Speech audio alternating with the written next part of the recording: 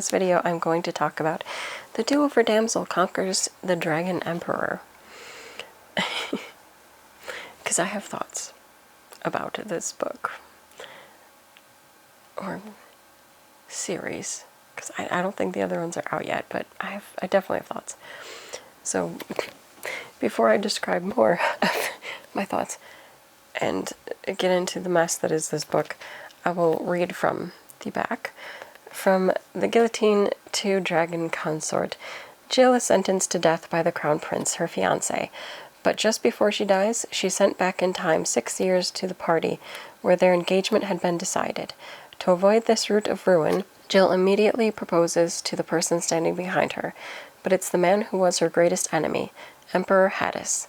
Jill knows all about his future descent into evil.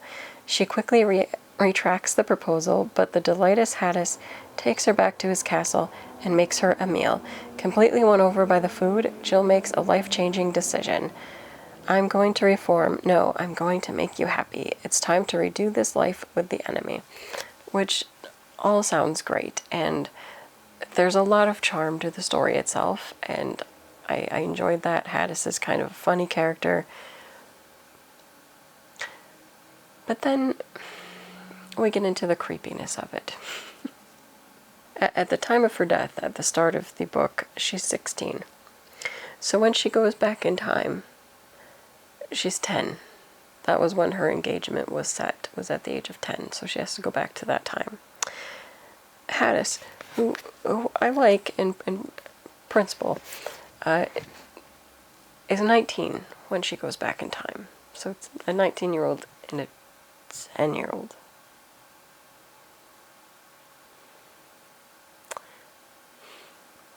Thoughts. So, that's only part of it. The other thing is what happens with her fiancé, the original guy, the prince that wanted to marry her, and she originally was really excited about marrying him and all that goes with that whole royal thing. Turns out he's a bit of a cad, and he only marries her to hide the fact that he has an incestuous relationship with his sister and doesn't want anybody to know. So he uses her, and then when she discovers it, which is what happens in the past, there's a... I guess in order to hide that whole thing, that's when they kill her.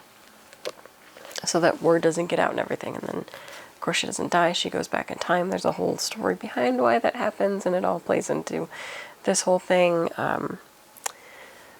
where there's like actually this story for the culture that takes place in time that really does involve the dragon, I've seen Emperor? Yeah.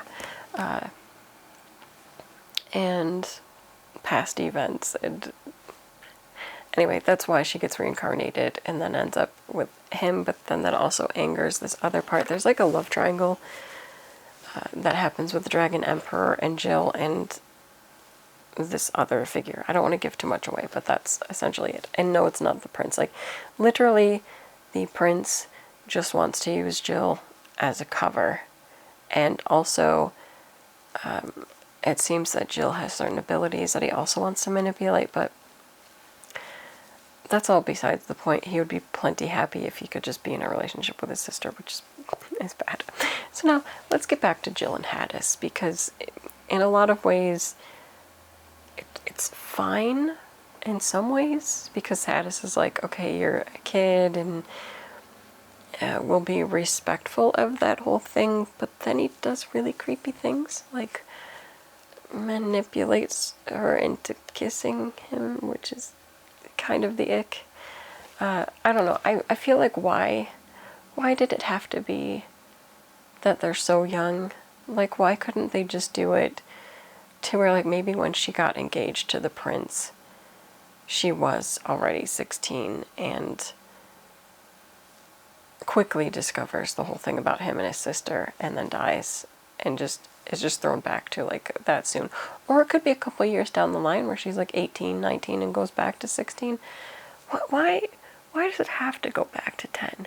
Because then, like, much of the story And their relationship is very adult-like, because in her mind, she's still 16, even though she's in the body of a 10-year-old.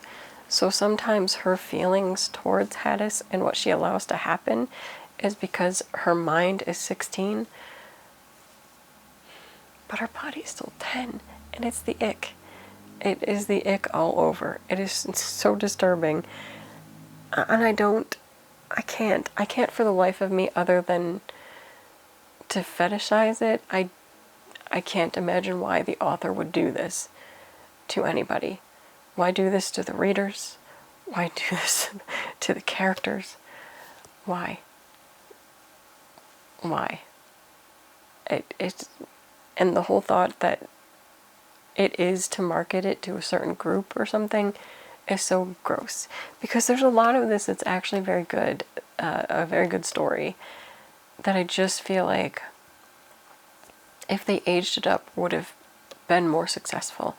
And it's kind of my fault for buying this because, okay, the covers, the art's beautiful. And so I was taken in by the art. But I had read a review that had mentioned the stuff, and so I avoided it, and then I didn't check the review again. Like, I had forgotten. Like, it had been months, and I had forgotten, and I was really looking for something quick and had that cute, like, do-over feel, because I like do-over stories. I like villainess stories where they get to redo themselves, and I like do-over stories in general. And so, you know, I just put it in there because I'm like, oh, another do-over story, I'll get it.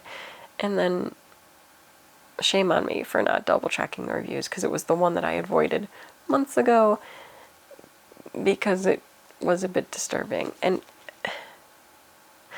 I don't regret reading it because there is, like I said, this great base there. But I feel like if it keeps to the schlock of her being 10 and, oh, here's this guy and he's kind of creepy to the 10-year-old, but don't worry, she's not really 10, because in her mind she's like, if it keeps to that, gross. Stop. Just stop. If they age her up to where, like, he's been respectful and just let her live at the palace and grow up, fine. But if that's not where it's going, if it's going really to fetishizing someone that's in the body of a 10-year-old, that's gross. It's gross. Okay, I'm sorry. It's gross. I don't like stories where there's, like, the lolly characters. What's wrong with you? Seriously. It's gross. I don't care if they're, like, 102, whatever. It's gross. It's a child. It's a child's body. It's kind of gross. The way that they're playing it off. All right. That's it. That's it. Again, overall, like, I think the backstory of the book and the relationship was intriguing. There's other characters that come into play that seemed interesting. Friendships were made and everything. It's just sad that the backbone structure of it is, and it's not that it's the relationship between her and Hadis. Like, that would be fine too if she were 16 or older. It's the fact that so much, like, hangs into the, oh, isn't this kind of funny because she's like 10. It's not funny. It's just kind of disturbing. I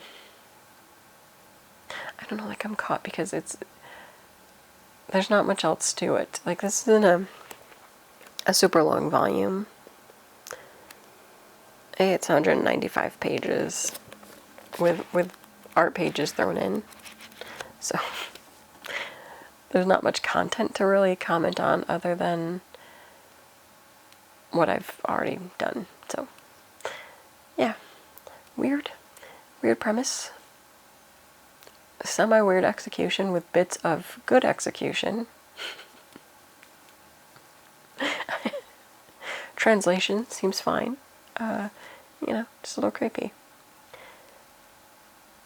I think that's part of it, even with the artwork, because, you know, you see art like this, and that's pretty common. Like, a lot of times, even if characters are older, like 16, if they you know, there's the whole, like, I'm so flat-chested thing. So like you can't really tell by the art. Like I can't tell that that's a 10-year-old.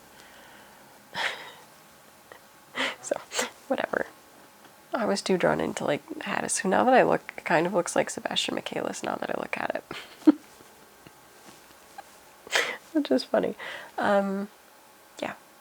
So my hopes for this would be age her up quickly and let's get over the really, really creepy factor of her being 10 and thinking that it's okay because her mind is 16.